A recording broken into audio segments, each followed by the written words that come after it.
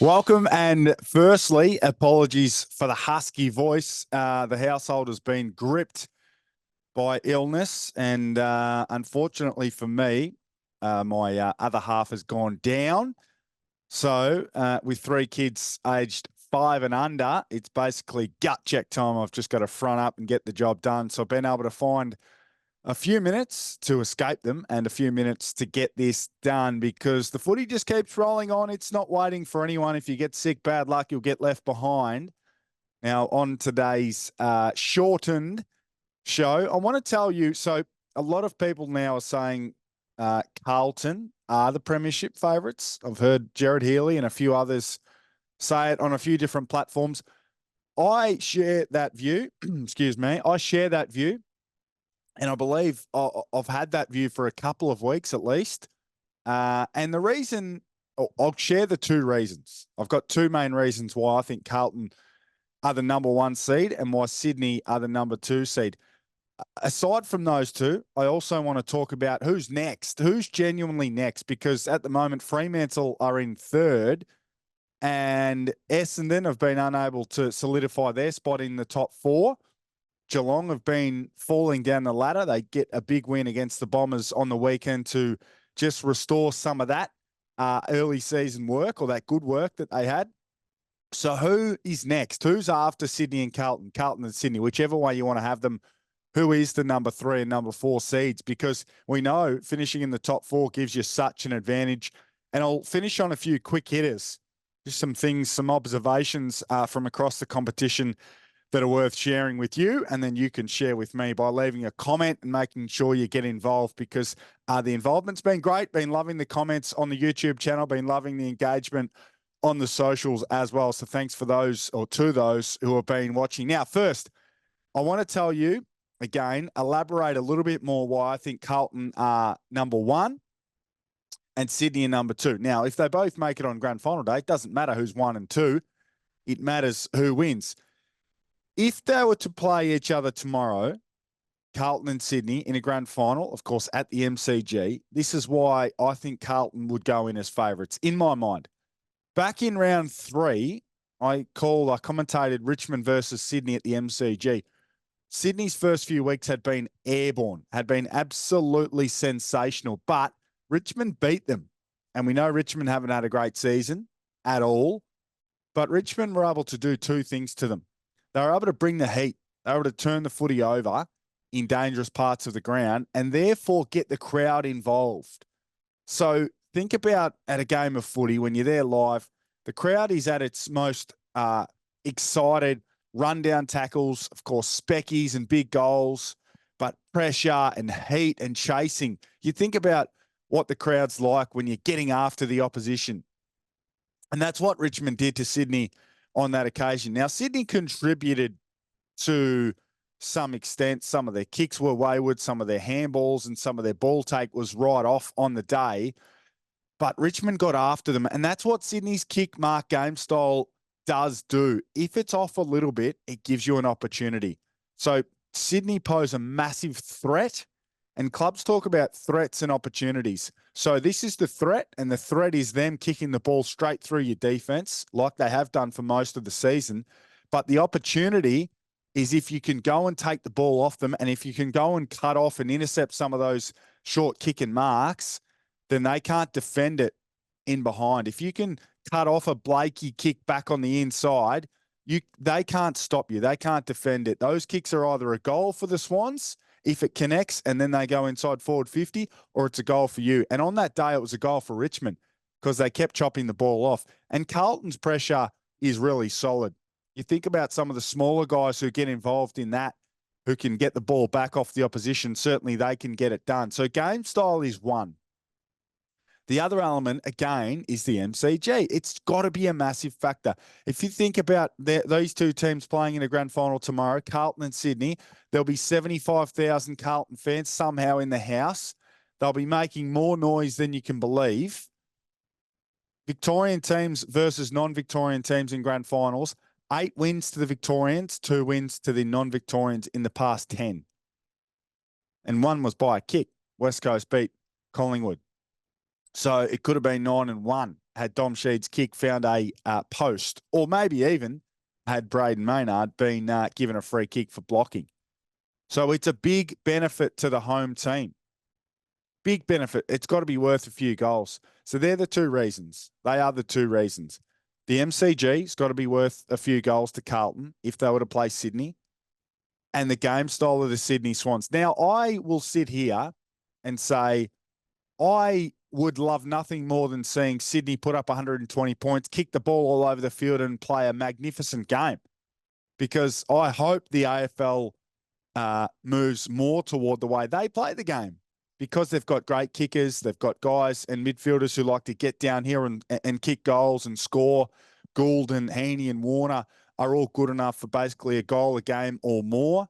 I think Warner's up around 1.5 goals per game, as is Heaney. So I love the way they play the game. I love what Brodie Grundy's done for them. But I just think if they were to meet tomorrow, I would have Carlton as favourites. And I think Carlton are getting better. Now, we've talked about Sydney having to maintain their best footy. Maybe they've got another 3-4%. Maybe Callum Mills is that 3 or 4% that they can get better. But they've got to maintain. I think Carlton is still building, and that's the scary thing for them. Who's next in line? That's what I wanted to talk about as well. So Carlton and Sydney, Sydney and Carlton, whichever order you have them in as the Quinella. Who's next? Is it Collingwood, Essendon, Hawthorn, Geelong, Freo, who sit in third position at the moment? The Dogs maybe, Port and the D's, or the Lions? Collingwood, the loss to Gold Coast was a bit of a setback, but no one beats them up there.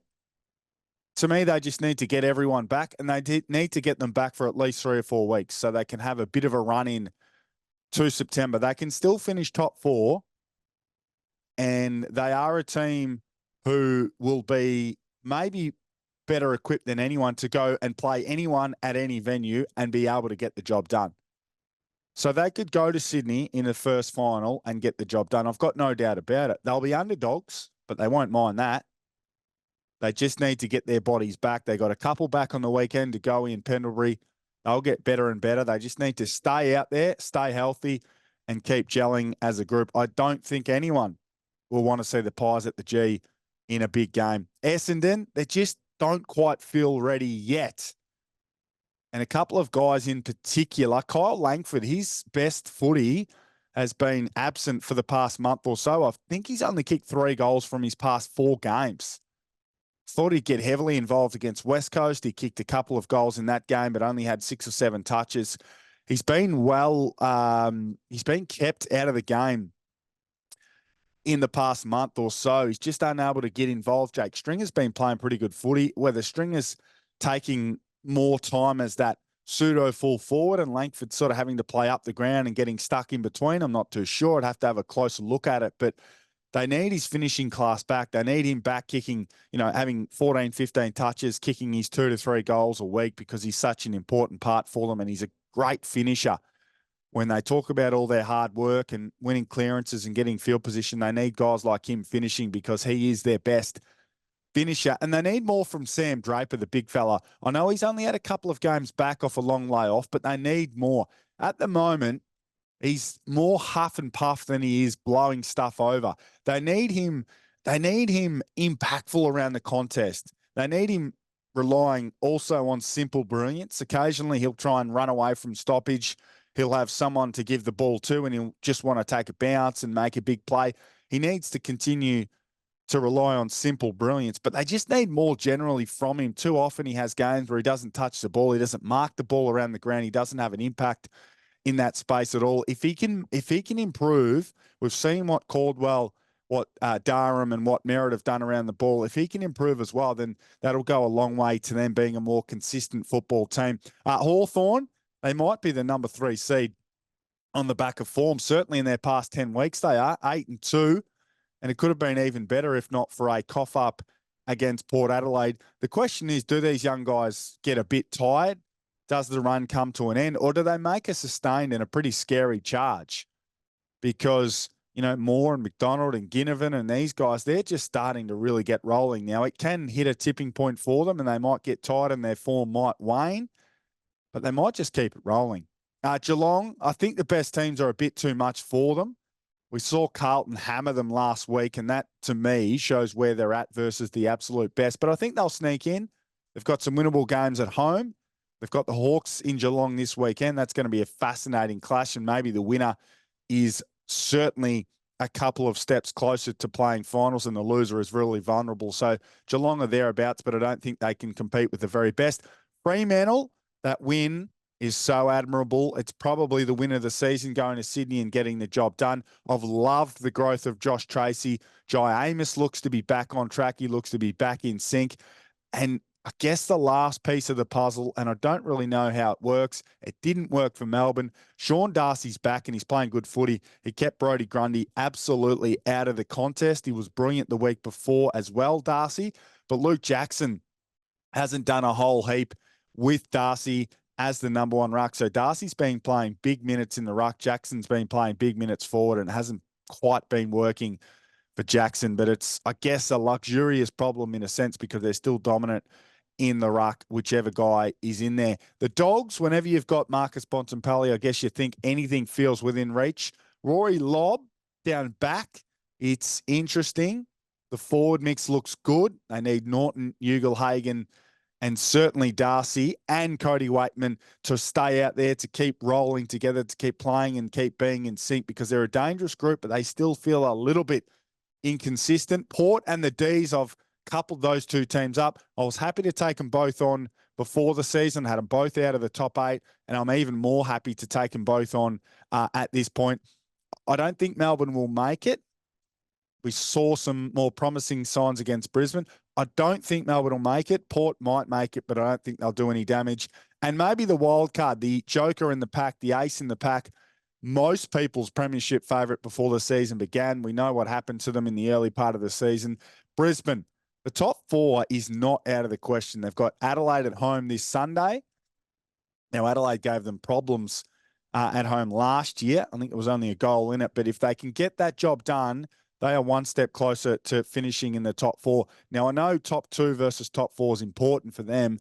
But again, I've said this for a while. If they make it, it doesn't really matter where they finish, because they'll be in such great form that I think they can be confident they can go anywhere and beat anyone. Now, they also might cough it up. They might go to an elimination final or a second semi-final and just cough it up because they still feel like they've got that capability. But they also might score 125 points and steamroll the opposition. They've got that much talent. So you tell me. I don't really know who the number 3 seed is. It might be Brisbane. It might even be Hawthorn. You tell me. Leave a comment in the comments section or get at us on social media. It's certainly Carlton and Sydney and Carlton, whichever order you want. But who is next? Because there's a big chasing pack behind them. A few quick ones before we get out of here, because I reckon the voice is about to be Max Gawn. Do we like Rory Lobb down back? He had a dozen intercept possessions in his first attempt as a key defender. It looked like he read the game so quickly and so well, which again shows me that it's so much easier to play down back than he is to play forward. But he's a great mark. He is brave in the air and he can catch the footy. He's athletic. Whether he can play on these key forwards in one-on-one contested situations and when they get some opportunity on the move, I don't know. And now they played the Kangas, but it certainly looks promising that he can be of assistance to Liam Jones. If they can be a real 1-2 punch intercepting the footy, then look out. And who knows what it means for Lobb's future. Maybe he backtracks, walks back those comments and stays a dog. The Dons, are they wobbling? Are they who they used to be? Or is this all part of the process? That's the million-dollar question. That's, I guess, what we'll learn over the next couple of weeks, next couple of months even, as we move toward a finals campaign for them. And how high do we truly rate the Hawks? I mentioned that maybe their young players will start to wane and their form will start to dip, or they might just do what the Giants did last year and just absolutely roll all the way through to the second or third or maybe even the 4th week of the finals. Who knows? They do feel like the team most likely to make a run. Speaking of the Giants, how far have they fallen? Just 3-7 from their past 10 games. All their best players seem to be 10, 15, 20% below their best. and they've got a date with the Rampaging Blues this Saturday in Western Sydney. I think it's Saturday. It might be Sunday. Excuse me if I've got that wrong. But they've got the Blues out there in Western Sydney. If they drop that, they are in big, big trouble. And missing the finals for them would be a massive slap in the face. They were premiership favourites early in the season. And again, some finals shaping contests this weekend. We'll see them every single week because of that large pack of teams trying to make the bottom of the top 4 and the top 8 as a whole. The Pies and the Dons is gigantic on Friday night. You can catch that on Channel 7, of course. And I reckon we'll see 90,000 in the house. The winner is absolutely back in the top 4 race. Port and the Dogs in Adelaide is an interesting game. It feels like another trap game for Ken Hinckley's men. If they lose that, the pressure will be back on. And if the Dogs can go and win that, then look out. Geelong and Hawthorn in the twilight, GMHBA Stadium. That's big for both teams. Hawthorn will just continue their momentum if they can win that game of footy. I mentioned the Blues and the Giants in Western Sydney, and then Brisbane have to keep it rolling against the Crows in southeast Queensland at the Gabba, to be more specific. So the footy's been amazing. It will continue to be amazing. Hopefully my health can improve so I can take it all in. But thanks for watching. Make sure you are continuing to be a friend and tell a friend, in the words of Pat McAfee. Make sure you subscribe. I've seen those numbers growing ever so slightly in the past few weeks, and the viewers are going along quite nicely as well. So thanks for doing both. Thanks for tuning in this week, and we'll catch you next week.